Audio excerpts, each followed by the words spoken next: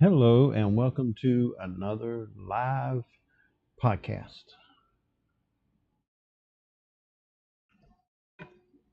Got just a few things to talk about.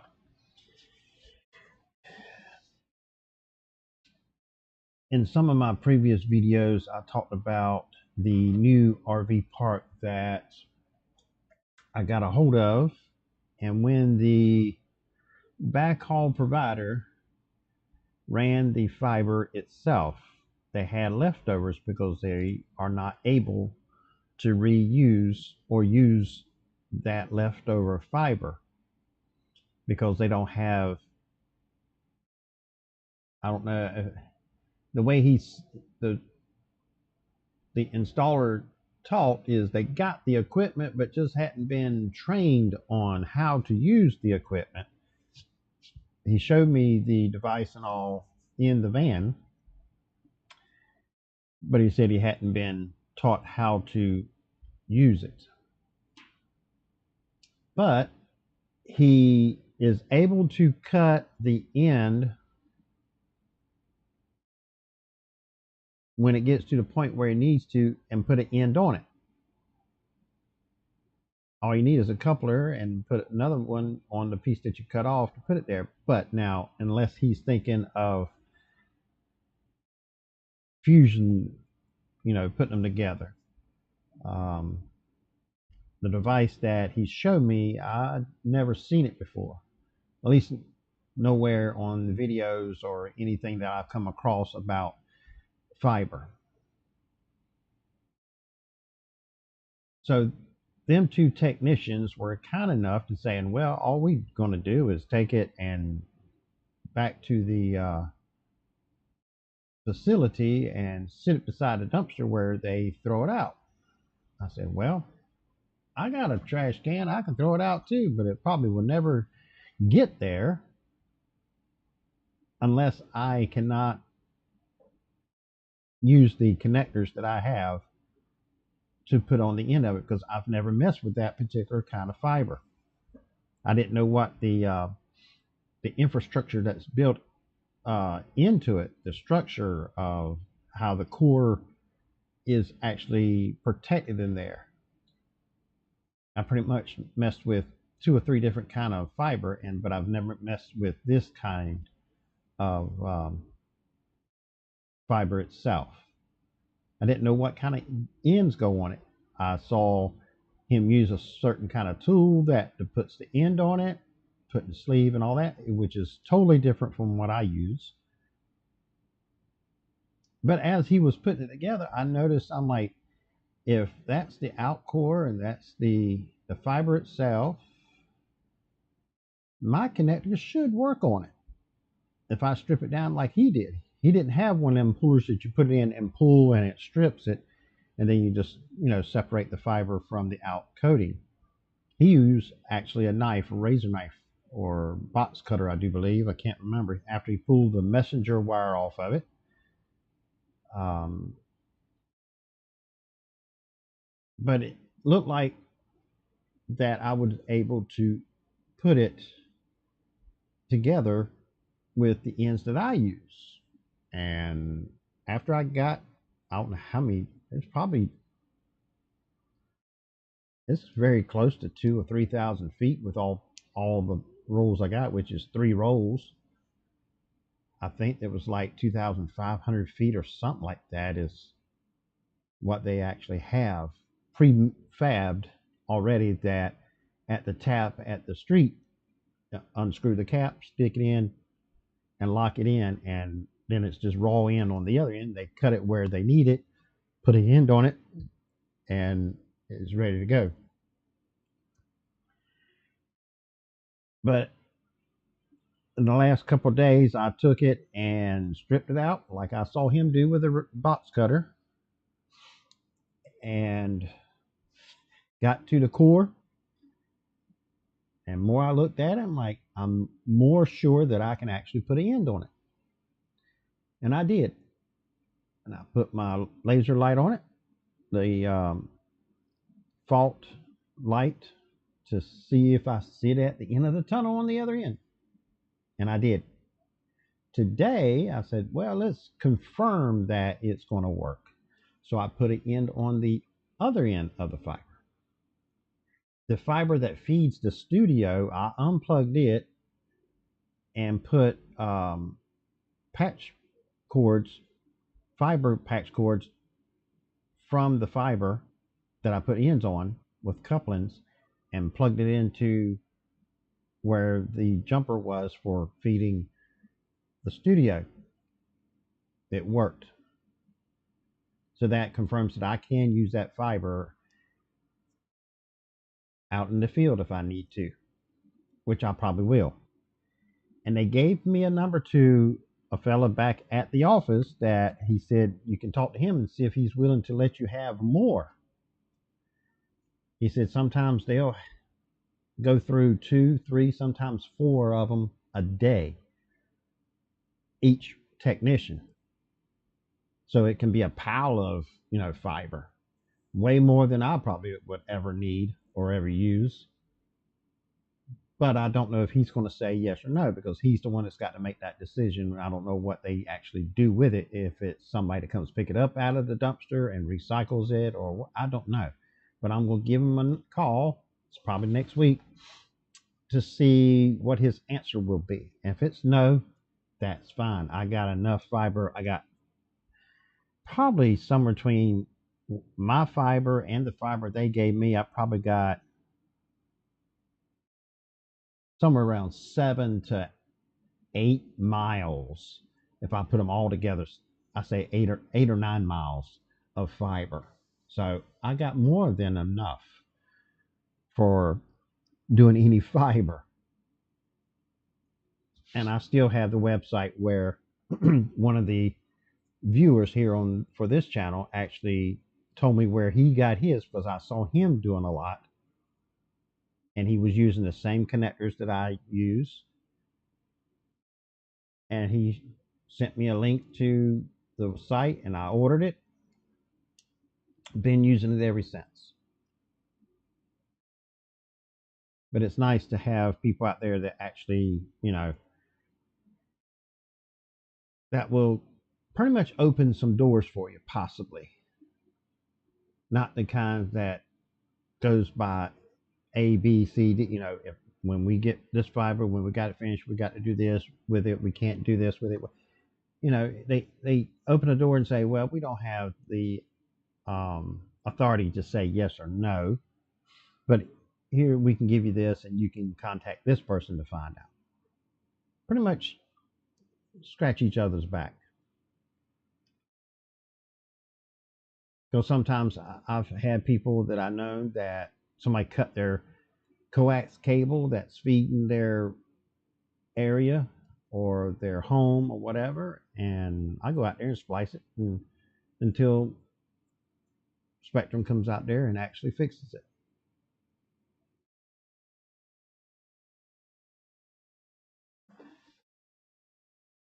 And come to find out, talking about fiber, the laser light itself, the tip is fine, but the porcelain that's in the tip itself cracked and came to two pieces. And I was wondering why I put fiber in there, and each time, I put the plug in into the light itself, and then when I let go of it and then moved it, with this hand, I see the light just flickering, not on the light itself, but on the fiber. I'm like, why? It should be, it clicked in, and I couldn't understand why. But then after I investigated on it, the porcelain was pretty much supposed to be complete circle except they come very close to touching. So when you put it in, it kind of spans a little bit, as it penetrates inside of it. But it was only half, so there was nothing holding the plug in solid. It was loose on one side. So I ordered 20 new tips and porcelain and put one in there today, and that solved that problem. I didn't know that it actually was replaceable until I started looking online, and I found that it could. So saved me from buying a new laser light.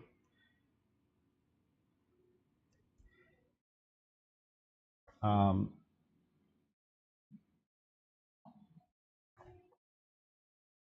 Tomorrow I will be going to the new RV park. They got their power on. They don't have any visitors, no campers in there yet, but the power is on. Means I can go to the other end of the fiber that I ran and put the switch and put the lock, the key lock on the box, put up the pole, put up the AP and program it and get it all up and running and ready for whoever comes in first.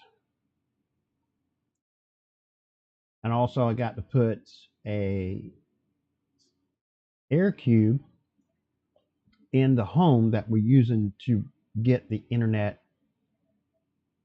to the location. They couldn't run a line because it would been, they said if they ran a line in there, it would be somewhere around a little bit over 4,000 feet. And after I done the measurement on Google Maps, from where their tap is to that home is right at 2,000. I think it was like 18 something. From that home to the end of my fiber was another 1,800. So that's, very close to 4,000. That's just rough estimate. You would have to get out there and do actually a rolling measurement to figure out exactly, but it's very close. I think their lines are pre-made for like 2,500. I think the ones they used, because that's about what was left over on each row, except one of them. One of them had a lot on it. I think that was a little bit bigger one.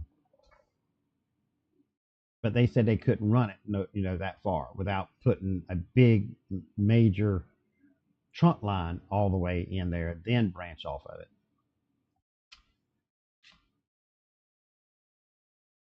But that's what I'm going to go do tomorrow. So that'll be a video that's going to be up on the channel. Don't know exactly when that's going to be because I've already got some already scheduled to go public on the Wednesday and Fridays. So I don't know when the last one actually is scheduled. It may be close to end of April. So that video may not go up until May. It's nice to be able to have enough going on that I can stay that far ahead. So if I don't get a chance to video one like an install, it really won't matter because I got enough to keep going. Because sometimes I get talking to somebody that I'm installing and forget about recording, or they hanging around following me, seeing what I'm doing, and I don't have no time to record, which is fine. I love talking to people as much as I like installing the internet. I am moving away from the CPEs that I've been using. I used to use, I can't remember what they were called, the square ones with the horns. I used it, then I went to the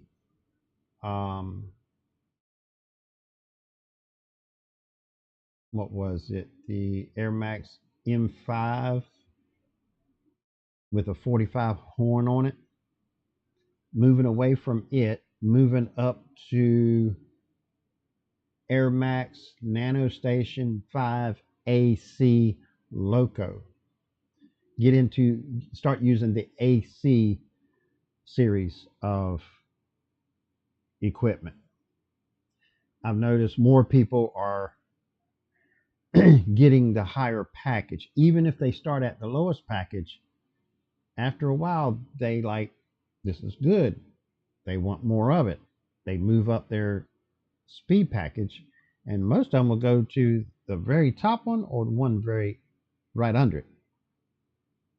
And doing 60 and somewhere between 60 and 70 megs is getting very close to maxing out the M5s. That's a little stress on the CPU, that's in the CPE itself.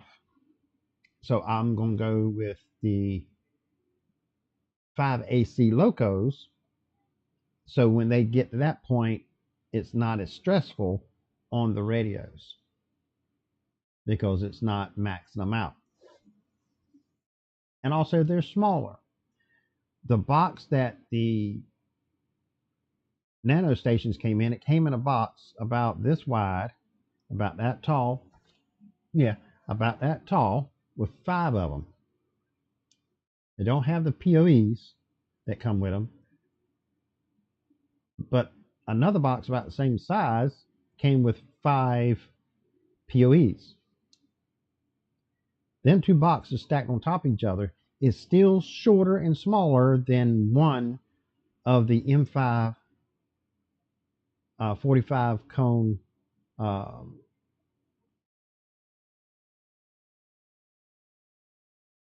CPEs that I've been using. So it's going to be better, faster, and takes up less space. The only thing that's going to take up space now, which is the same as it used to be, is the air cubes. They only got 2 different ones. And the air cubes, I've been getting, some of them will get up to 125 megabits per second when you plugged into it. And the CPE, when it's doing 60 and 70, it's less than 70% on the CPU. Now I could go up to the one that has 5 and 2.4 for the Wi-Fi, but not needed. At least I haven't come across any situations that I need it. I like the 2.4 because it's strong and it gives you the distance and all at the same time. But that's what I'll be using. I think I got one more, maybe one. I got one here, and I got maybe one in the car of the M5s, the ISO station M5. And then after that, I most likely will stay with the locos. I'm going to probably this week be installing one of the locos to see how it works in the environment with massive deployment, and see how it handles the noise and see what kind of readings I have. I've got 2 out there, not in that park, but I got 2 of them, and each one is in a different park, and both of them will say excellent, what is it called? Excellent connection or something like that. Excellent link, I do believe, is actually the words that it uses. I haven't had any of the others do that. I mean, it gets up to showing like, 80, 85% the link quality. But when I can put it in the atmosphere around others and it says excellent link, both of them will do that. And hopefully I get that more often with these. And happy Easter to you and everyone else that is watching.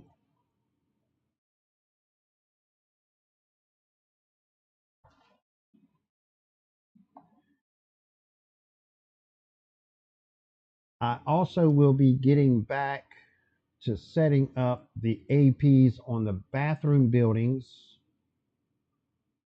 at the RV park at the beach, because I got 4 people that would have better connection if I turn their CPE around and point to the bathhouse if it had an AP on it. I mean, they're getting their speeds now, but it's not snappy as I like for it to be. I got the equipment. One bathhouse, I got the J pole up and the receiver on it. I haven't put up the power box on either one of them, which that's what I got to do too. And I'm going to schedule that to get that done. So I got a lot of stuff I got to get done. I got, let's see, schedule book here. I got just Monday and Tuesday. Monday, I'm going to go to that park and get it up and running, ready for if somebody says, hey, I got somebody moving in, they need internet. The infrastructure of getting internet out to them is already there. All I got to do is go set up a box, set up the poles, set up the CPE, and set up their account. Tuesday, I got 1, 2, 3 I got to install. One before lunch, the other two sometime that day. And also want to go there and put Starlink as the backhaul to take the Spectrum modem out of the equation to see if that's why my router for that park is dropping out. Not dropping out internet, just out of UISP. I know it's not the router. At least I don't think it is, because I've replaced the router, replaced the power cord. I replaced the power cord from the power brick to the router, and the one that comes from the outlet that feeds the power brick. I replaced the Ethernet wire from the modem to the router. Everything that's plugged into the router downstream stays online, stays connected to UISP. It's just like the modem and the router don't want to always talk to each other for whatever reason. So I'm thinking it's the modem or the line that feeds it, one or the other. But I want to eliminate that and see how it goes during the day when I switch it over. That's what I have for Monday and Tuesday, and I don't know what I got after that. Let's see. Wednesday, I'm going to go back to the park that's called Fulchers and start rebuilding, pick up where I left off of rebuilding or upgrading, replacing all the equipment there. Well, not all the equipment, but the old wires. I am going to change the box to a newer box, the metal box with a fan in it. I will be going from EdgeRouter X to the UISP router, or upgrade it. But go in there and replace all the wires, because the wires that I used on that park is when I had that roll of cable that had bad spots in it. And I think that's why I had to keep going over there and unplugging it and plugging it back in, because it just loses connection.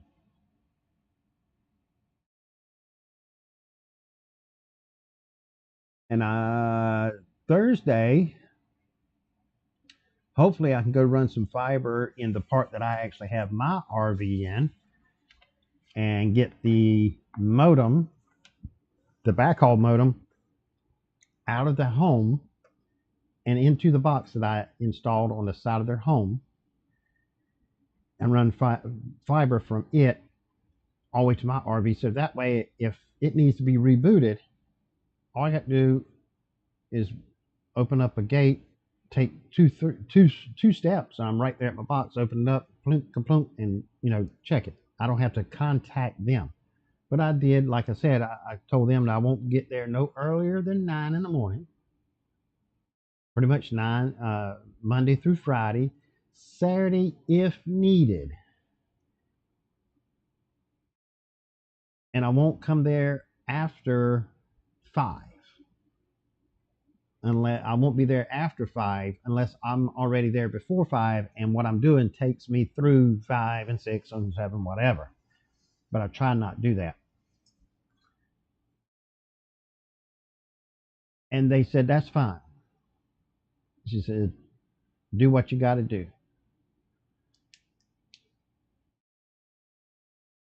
So that's another thing that I got to do, and there'll be video on it.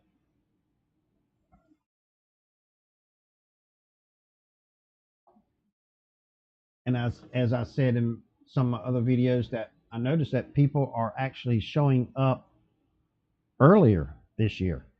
And I've heard other people in the parks, not just one, but many parks that I actually have internet provided for, saying the same thing. People are showing up earlier this year.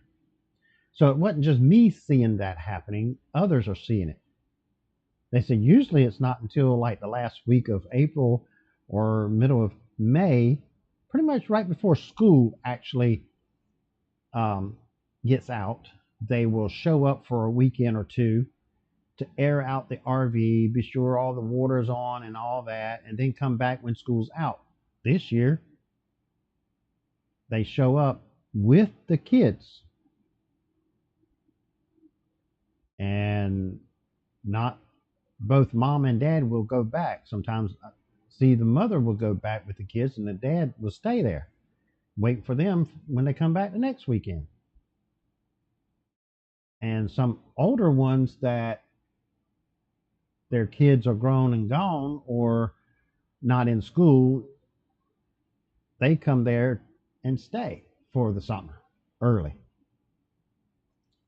So if they're showing up early, I'm taking a notion that some of them's going to be showing up early, especially in the big park that is at the beach, where I feel that I'm going to have many people asking for internet this summer because the time I've been in there and amount of people that I have in there that has internet, they've pretty much been waiting to see how it actually pans out of how the quality of the internet is. Let's see if I can tell how many. 1, 2, 3, 4, 5, 6, 7, 8 on that AP, and I got somewhere around 50 or 60 in that one park alone. And the three I got to do this week, it's already on the books, is going in that same RV park.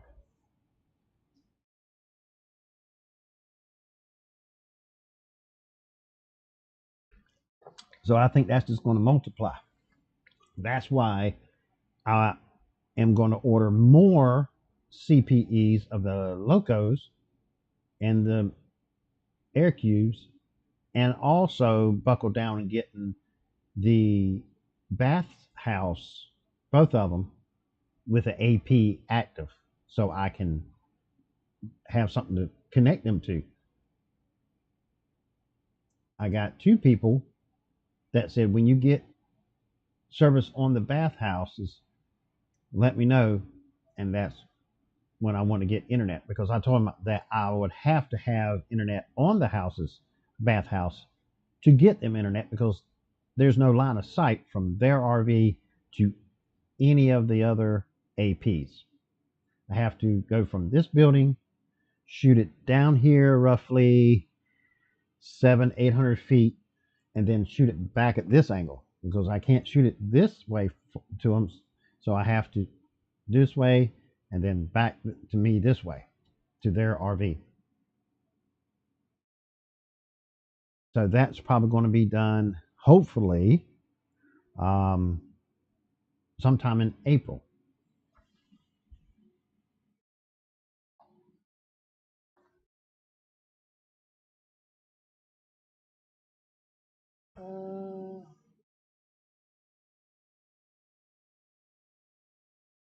And I'm going to take all of the Edge Router X routers that I have deployed as the network routers and move them up to the UISP routers, just because, well, a couple reasons. One, and the main reason, is the speed restriction it has when you set it up as the what they call, something I know what it is, but I can't remember the technical term they use in the software. It's called the gateway. I just couldn't think of that word for nothing, but the gateway for each park. The restriction it has, pretty much it's somewhere 250, 300 is the maximum that it will do when you set it up in the UISP. When it does the traffic shaping, the suspension of the clients, all of that puts a stress on the CPE, so it just can't do that much speed. It pretty much offsets. If you want me to do this, well, I'm going to have to take resources from somewhere else to do it. Now, since my backhaul has changed their packages of Speedwise, they haven't changed their prices. The price is still the same because they bumped me up from the package I had up to the lowest one they got now.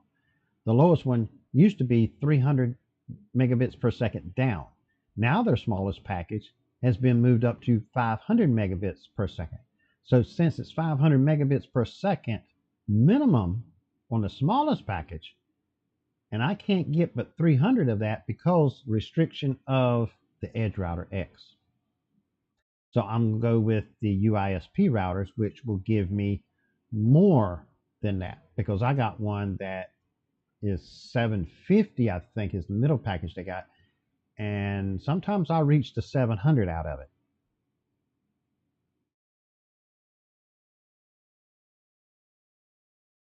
Do I throttle the customers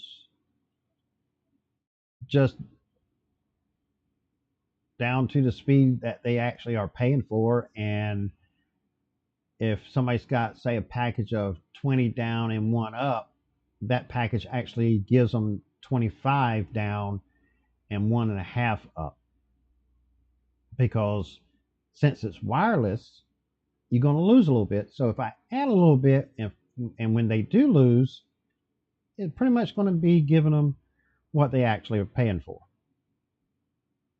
I got like 5 different packages that I have, and they pick which one because each device, in most cases, takes 5 megabits per second for every device. Don't matter if it's a cell phone, tablet, laptop, TV, usually up to 40-inch because most of them are set at 720 or 1080p. You don't start getting to 4K and 2K and all that until you get up to like 50-inch or higher from what I've seen. I look for 4K TVs, and pretty much I had to get 50-inch or bigger before that feature was actually available in the TV. Most RVs, it's got like the smallest one I've seen was a 20-inch, and the biggest one I saw was a, what was it, 32 or 40, and all of them were still running at 720 or 1080, which will pull 5 megabits per second.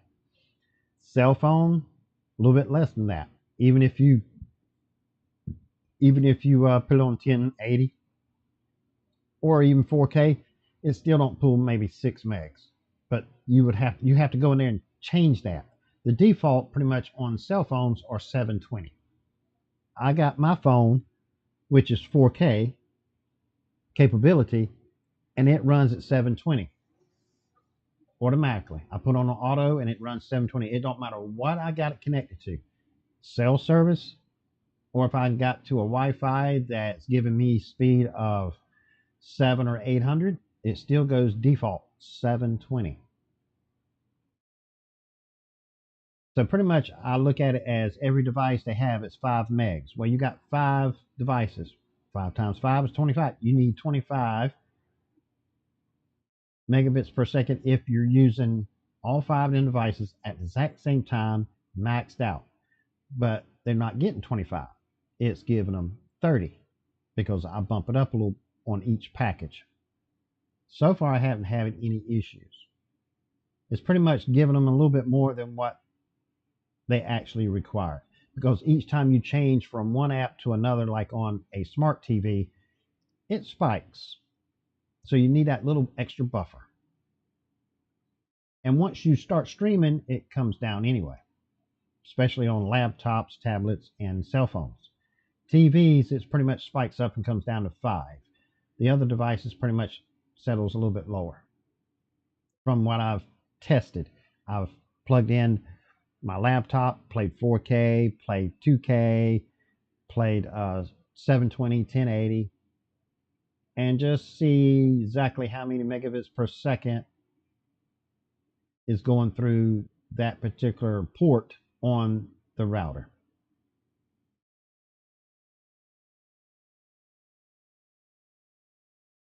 And also the UISP shows who uses like the most data and stuff like that for the month, for the week, for the month, for the year. I think there's another one in there they got in a quarter maybe of a year.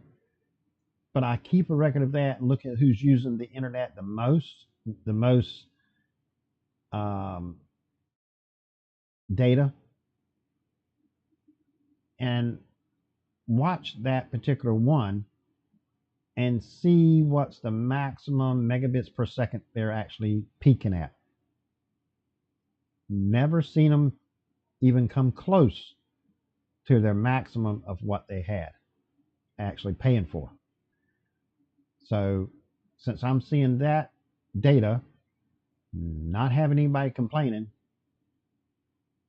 5 megabits per second per device seems to be close enough to use when calculating what speed someone needs. Now, I had somebody saying they're going to use this device to see what was it, cell phone, TV, laptop. That's 4. That's 20. Second package. They did not mention that they're going to use VPN on their laptop. Anybody knows about a VPN will eat up your bandwidth of your speed. So 20, if they're using both cell phones, TV, and the VPN, that TV is going to buffer. And first time they called or wrote up a ticket, I said, well, you should have enough. I'm like, you're maxing out. What's going on? I looked at it and saw that they're maxing out. They're hitting 22, 23, sometimes 25, which is the max because I gave that little extra buffer. And I went over there and talked to them. I was like, something just ain't right. I said, you got 4 devices. You should not be able to hit the maximum that it is set for. Maybe, when you change something on the TV, it might spike up, but still not enough to make anything buffer.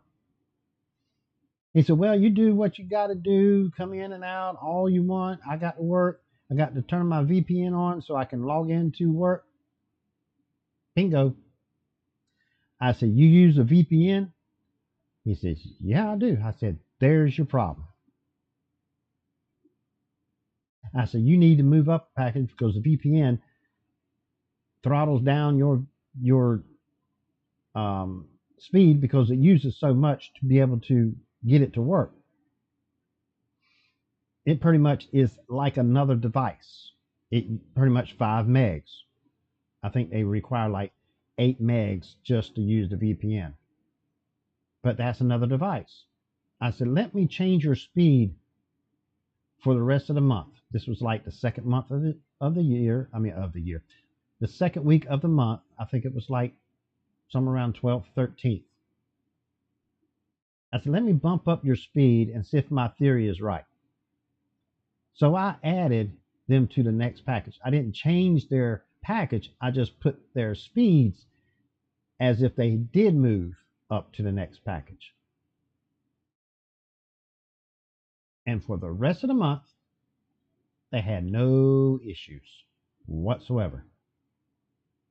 And I got back up with them. I said, have you had any issues? No, it's been working fine. I said, you need to get the next package because I saw that the speed that they were using was more than 25, which what they had. Well, they had 20, but it was going over 25 because of the VPN. But it was not reaching the maximum of the next package. And I told them that. So they said, okay, move me up. So the next month I moved them up. And that's been, this is what, April, that was back in January of this year when I moved them to the next package. Haven't heard any complaints whatsoever from them since. And I've seen them since then. I asked them, you had any more problems? Nope, that fixed it. But but they didn't reveal that information when they got set up, and makes a big difference. It's like somebody coming in here and they say, well, yeah, I need a TV, two phones, and a laptop. Then after a while, they change it up to a 4K video, 4K TV. That just throws a monkey wrench, and that changes the whole equation. They have to recalculate what they need. But you come across that. Some people don't understand that VPN, when it makes that tunnel, it's got to use the speed to be able to handle that.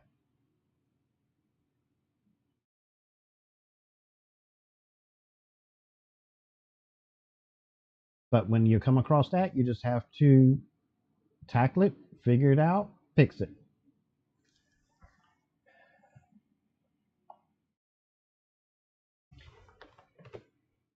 I had a AirCube malfunction right out of the box last week. Took it out of the box, programmed it, set it here on my studio before I rearranged everything. I got a CPE that I got laid on the table that picks up from the wireless here in the studio,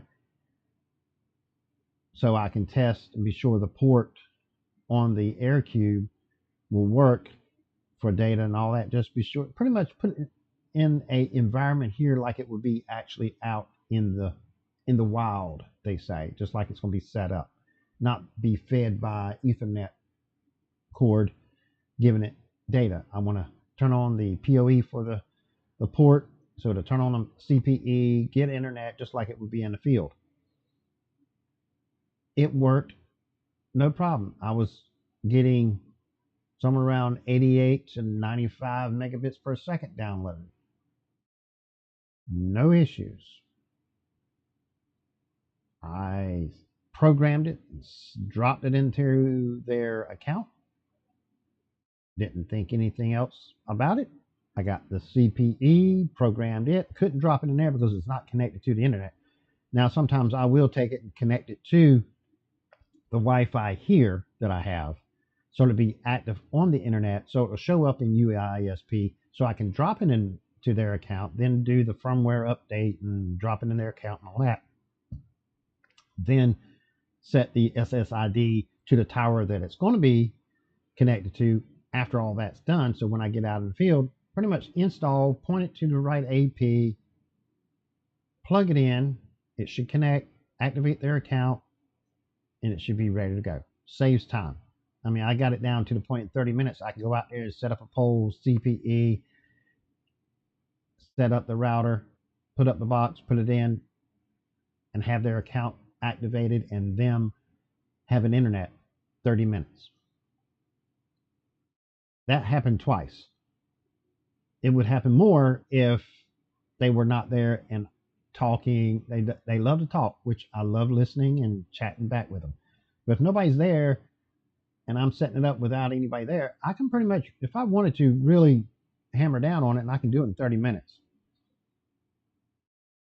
But when I got out there, I set it up, I plugged it in, the Wi-Fi showed up. But when I logged into, after I installed it and all,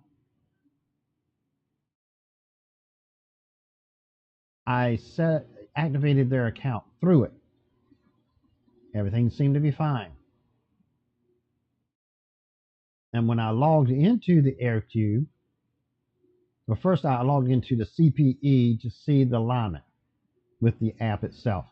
I readjusted it just a little bit. It was up there getting like 68, 69, hit 70 every now and then. I turn it just a little bit, and both of them were some around 60, 61, and the other one is like, it was like maybe 58, 59. So pretty much it settled down about 60 on, on both. Everything was going fine. I done a speed test, got the speed that's supposed to have. I went in and tried to connect their TV. The Wi-Fi showed up. I logged in with the password, and it said no Wi-Fi, no internet is the word it used. I looked at my app. Both devices had a little green dot indicating both of them were communicating with the internet, and it was communicating with UISP. Got my laptop back out, logged into the CPE. Everything looked fine. I said, okay, strange, but everything's so far so good. That's 50% of it. I was thinking maybe a bad wire. I said, well, let me check all the equipment first. I logged into the AirCube on the main screen where it shows internet and what's the other? Where it shows the little line is red. If it don't have internet, then it turns green. It's on the main screen. Well, it said it didn't have no internet because it was red. But yet it would let me use the Wi-Fi connection, and I was able to get into UISP. Wouldn't let me get to YouTube. Wouldn't let me go to Google and search anything. Only thing it would let me do is log into the radios and use UISP software. That's it. Very strange. The only time I ever seen it do that is if a client is suspended. I'm like, they hadn't got suspended. I hadn't even got them connected yet. Made no sense. It's like something was locked up in software. I deleted their account, recreated their account, dropped the radios, dropped the equipment back in it.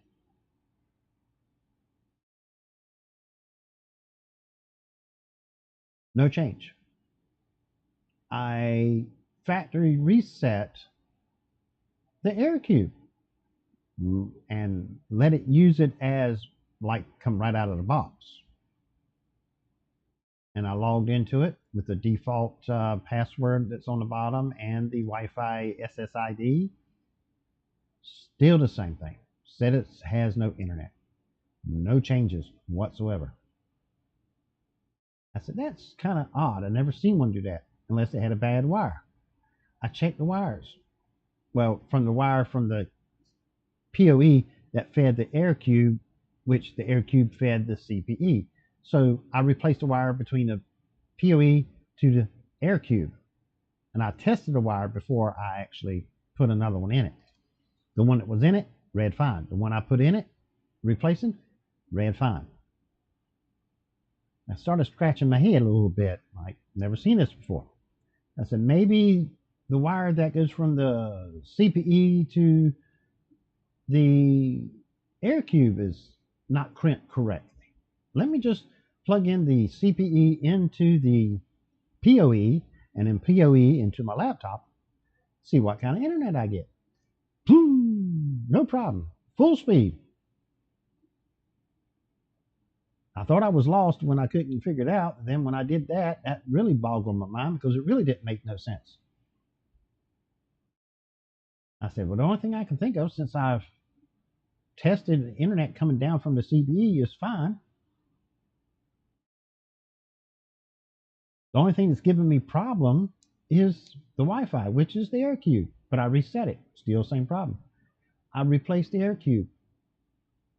Programmed Matter of fact, I took one that I was going to install that day after that one, and I took it and just changed the the SSID information and the device name to that location that I was working at. Worked with no problem. So apparently that AirCube was bad right out of the box. Even a factory reset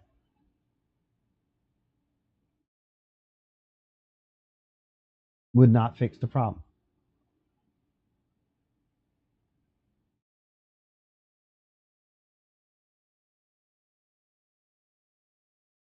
Yeah, the UISP software, yeah, it's great. It does all the billing. It sends out the invoices, takes the payments, turns people off if they don't make payment, turns people back on if they make the payment, lets the client choose if they want to change package when they log into the client portal into their account. They can choose another package. I'll get notification. I say approve, and the next month it automatically changes them up to or down to whatever package they choose. They see all their invoices if they're using it for work, so they can print them out. They can write up a ticket. Pretty much the only thing I do is get the equipment, program it, install it, and say bye, and the program takes over. That's why I got hundreds of people that I provide internet for, and I'm doing all this by myself. And any trouble I have, service calls, is pretty much your GFI tripped, or you had a power surge that's locked up. Unplug it, plug it back in. I got some people that's in the first 2 or 3 RV parks that their GFI keeps tripping. They don't even reach out to me anymore. They go out there and just look at the GFI. Yep, it's tripped. Unplug it, reset, plug it back in, done. But the GFI is doing exactly what it's supposed to. That's why I don't plug any of my APs, routers, or anything like that, that the infrastructure that provides internet for the location into GFI, because I don't want to go out there, because I'm the one that has to go out there and go click and reset.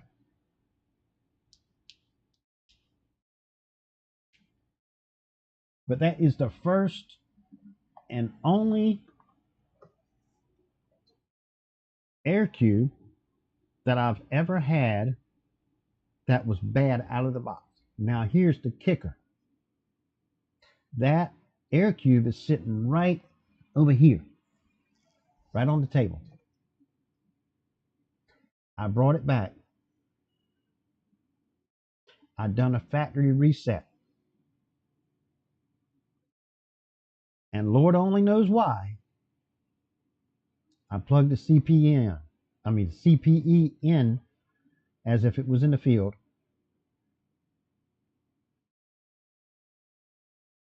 I disabled the LAN that's on the board in the studio computer.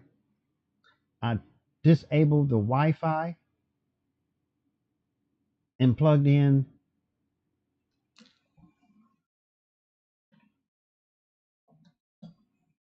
this USB Ethernet adapter, because that's the one I use to set up the equipment with. That's the only internet that I had. I disabled all the other internet connections that's to the studio computer.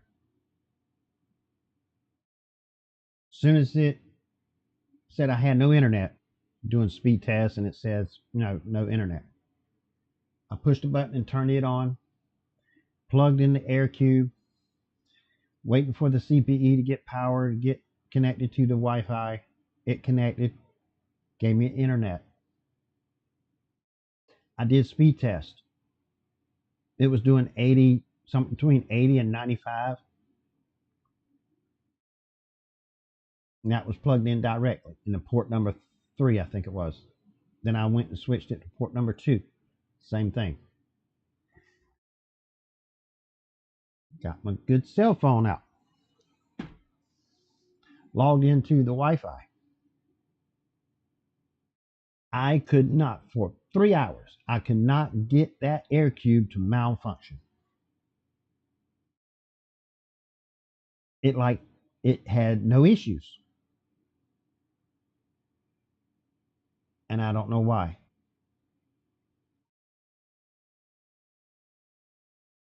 It made no sense.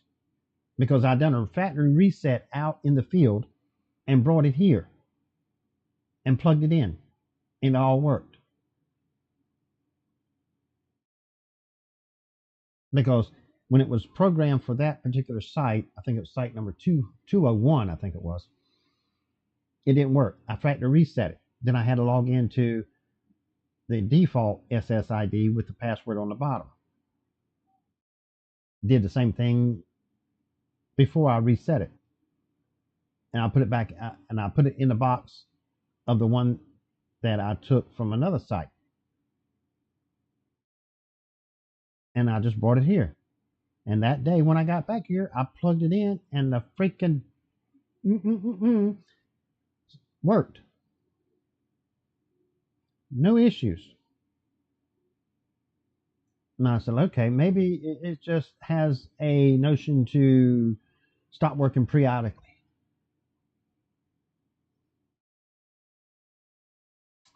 Well, that's not the case either.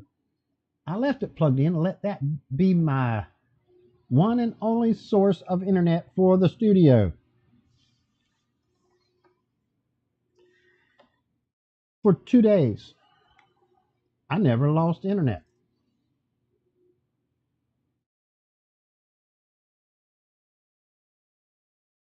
It never had a glitch. So I have no idea why it would not work out there. I probably will never know why.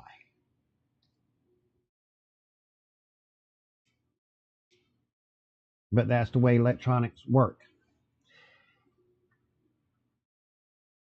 Maybe it'll act up because I'm going to put a mark on it, label it, and I'm going to put it back out in the field and keep an eye on it and see if it actually acts up or not.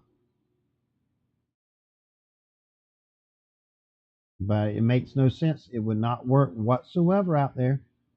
It was working long enough for me to log into it wirelessly to activate their account and do a speed test. But by the time I turn off my laptop, close the laptop, set it in the front seat, walk in their house, it was acting up because it wouldn't connect to their TV. Wi-Fi was there. It would log in, just says no internet. It's electronics. It catches an attitude sometimes. Some of them just, out of the box is going to do that. And some you can plug in and you go for years and never have any problems with it. It's like cars, basically all electronics now.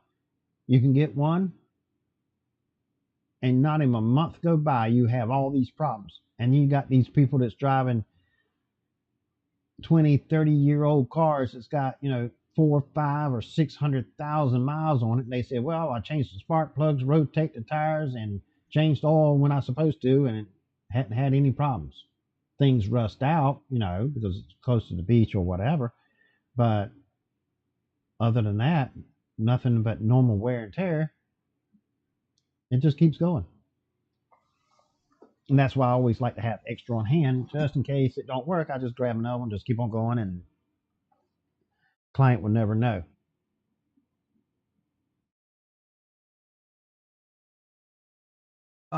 Do you do month to month or contracts for service, like 1 year, 2 years? I do month to month with no contract. My motto is you pay, you play. If you don't, you won't. There's no reactivation fee, no cancellation fee. I install it. There is a $40 activation fee, and then whatever month package you get, and it would be prorated for the first month unless you get it on the first, and then it's every month.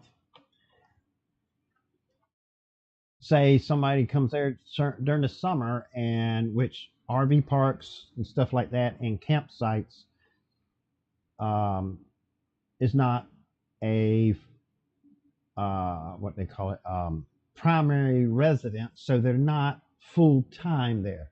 Some do, but technically, by the code and all that, do not supposed to. So I figured I make it to the point where they come down, say, the summertime. They pay, they play that month. They pay each month they want to play, the time they're there. They leave in August, say beginning of August, first 2 weeks. Don't pay August. August the 15th cuts them off. It goes dormant, basically. They come back in April. They pay the August invoice. It turns on. Then it will send them within 24, 48 hours a invoice for April, the month they actually turn it back on for that month. And then it will start sending, as long as they pay each month, it will start sending them invoices each month. Then when August comes again, they don't pay.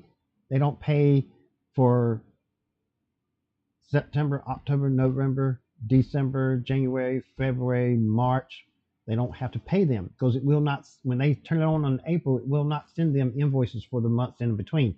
It'll skip all of them. They just pay the last one, it'll turn on, and then pay for the month that they're actually turning it back on.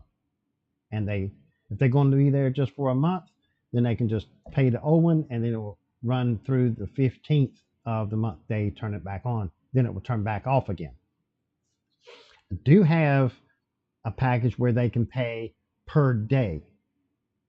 Some do not come down,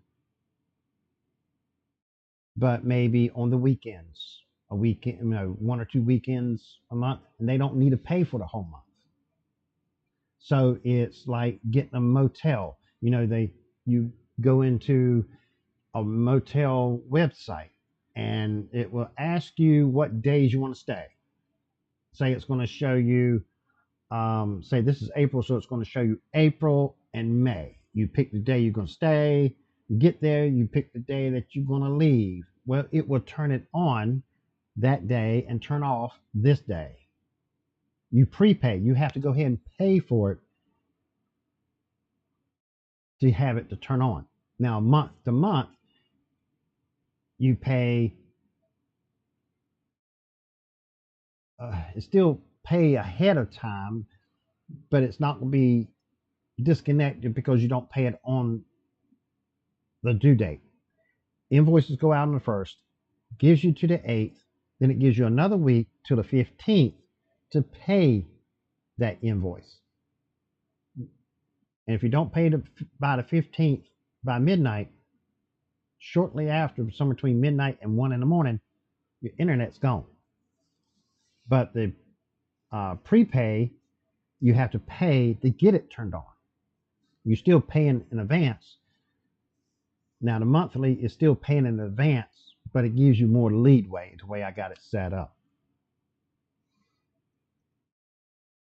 And it just seems to work for the environment of the locations that I actually provide internet for, because it's not full-time primary residence for probably over 95% of them, if not more than that.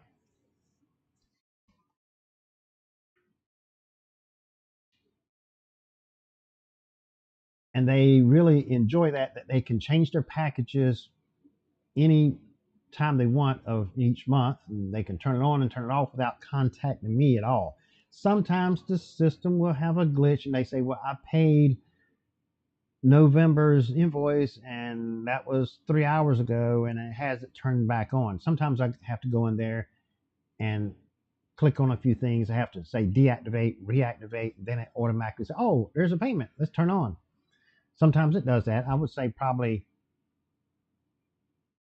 a handful every year. That's about it. Usually the system is pretty prompt of taking a payment and turn it on.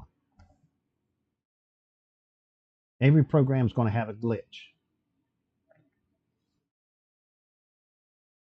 Like some of them I've seen that they don't pay, say, in August, and it's supposed to turn off at the 15th and not send any more invoices until they pay that. But it will send them a September invoice regardless. So they have two invoices unpaid. So I just go in there and delete the September one. Solves the problem. And then when they come back in April or whatever, they just pay the August and it turns back on and they don't have a September bill to pay as well. Because if you pay August, bill still behind, won't turn on. So if I delete September, they pay August, they're back on. So it's pretty much unique of how you can set it up, the UISP software. It pretty much takes care of good 90% of running the WISP. I pretty much, all I do is get the equipment, program it, go install it, activate their account, then the system takes over. Somebody moves, I take it out of here and put it into another part. Or sometimes I'll leave it there, especially on some parks. I know somebody else is going to come in that spot, and I can sit right here and actually set up their account, drop the equipment in their account as long as it has power, and activate it, and I don't even have to go there. That comes in handy when there's a park that I have that's like an hour and a half drive from here, one way. Some of that park, I would say probably a third of that park, I got set up with wires in the ground and boxes on their pedestals with the routers in it. So they said, well, I'm in D15 and I need internet. Now I type in Lake D15, it comes up, it's on hold. I made up an account that I can drop things in when there's inactivity that nobody's using it, and it will not give out any internet. I think it gives out 0.3, like 300, 0.3 speed, just enough, maybe check email. It'd be so slow that you can write a letter and put it in the mailbox and send somebody an email and wonder which one's going to get there first. That's how slow it would be. Just enough to say it's connected. But I wish I could set up all of them that way, install every site that I install, and just leave the equipment and do it all remotely. Some of them I will do that way when that part is really active. But at first, since I'm running it as a hobby and not a business, I'm really not profiting enough to be able to just deploy on every site and just call it a day. I reuse the equipment. I take it back out, the pole, the CPE, and I don't try to reuse the wire. I replace it if it's been out there quite some time because, the weather eats at it. But I take the equipment, factory reset, reprogram for another site, and go deploy it again. So keeps the cost down. Because I don't want to have a radio sitting out there. I had one that sat out there for a year and a half and nobody ever used it. And when I went and got it, it really didn't act and work the way it's supposed to. It's no sense in having it sitting out there and not being used. I mean, of course, 50, 60, 70, it's less than $100 of equipment, but still, when I can take that and put it somewhere and give somebody internet. Something else I found out over time is say a CPE is where I've had the issue or concern of how to get into. Have a CPE programmed,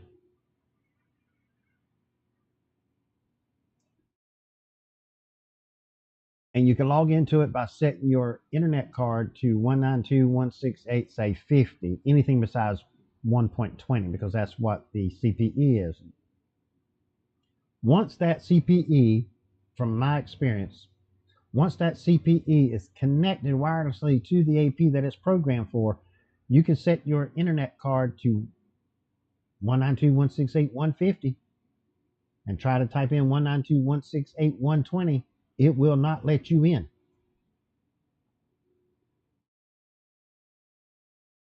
And if the CPE, for whatever reason, does not have a UISP restoration key, or if it does have one, it's just not connecting, trying to figure out a way to figure out what the IP address is so I can actually log into it and change anything if I need to while it's still active. Haven't really figured out a way to do that. Haven't tested different ways yet. I've tried, 2 or 3 different ways, but they didn't work. One, you can't use 1.20 anymore. It won't let you in. That's a fallback. Now, I did get into it by telling the AP that it's set to. I had the laptop set to 1.50, had the CPE active, had it on internet, told the AP to reboot. And that moment that it was down and was not communicating with the CPE from the AP, I was able to use the 1.20 to log into it because it wasn't connected. But I had that time frame when it reconnected. It pretty much going to disconnect me, but it was enough to go log into it and do what I had to do. And then I said save, and then when it came back and I logged into it, it wouldn't let me go in because it says just sitting in a circle. 1.20 was don't exist anymore because it's there. That's because what I was trying to do is set the UISP restoration key. I had one in it, but it wasn't taking it and actually connecting. So I went in before I disconnected it and got the restoration key and opened up the text file and pasted it there so I have it and not needed to be on the internet and not rely on being in the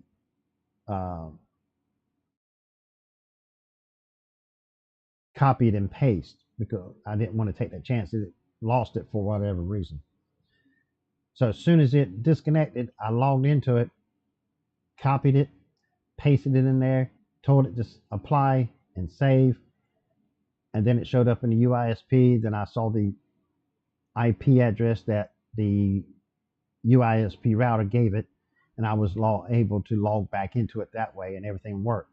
But when it's connected, that 1.20 will not let you in, at least from my experience.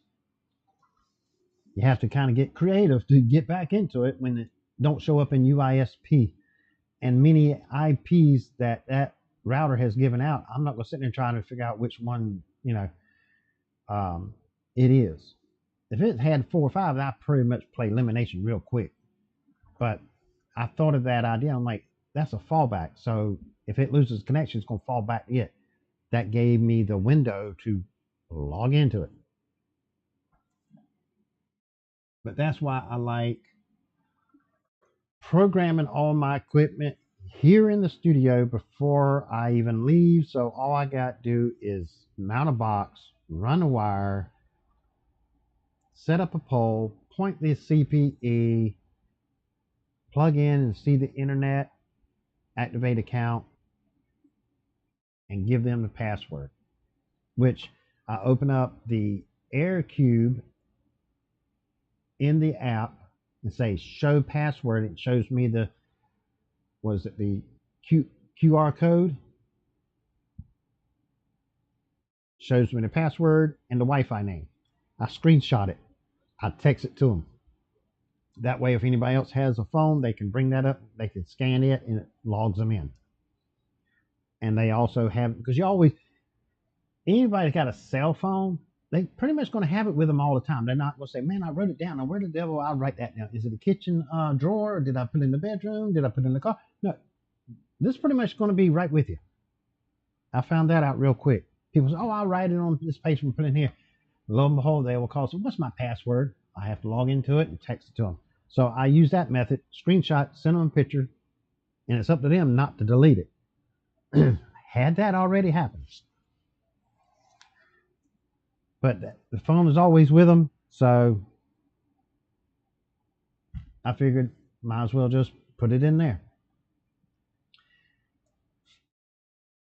But that's all I have for this podcast. And lo and behold, it's been an hour and 18 minutes. Holy crap. Um, but I enjoy this, and I'm glad that I'm able to get back doing this. And as you see on the page, on the channel that I got scheduled for next week, and on the other channel, I got it scheduled for Saturdays at 9 p.m. as well. If you want to go check that out, there's no telling what let's see, what I'd be talking about. Where's my, let's see. I got so many notes and everything. I don't want to miss anything. I actually have my tablet, got all my notes on it for each live show, so I can put a list in there and check them off with my pen here as I talk about them. So I'll be talking about on that channel a little bit about DoorDash. Some of the drivers worry about the DoorDash Dot, the self-delivery little red buggies, talking about it, the ins and outs of it, and what people worry about that they don't need to be worried about. Limitations of them things. So if you want to hear about that, check it out next Saturday, which is, what is next Saturday? I think it's my daddy's birthday. Yep, my daddy's birthday, which he's no longer here. But I always still take that day and pretty much not do anything, exception of the live show. But I don't try not do anything. Just take that day, just remember him. Listen to music that we used to listen to together and stuff, and go to some places that him and I and my brothers and sister used to go to. Just remember him on his birthday, because I really do miss him. The stories that he tells, it's just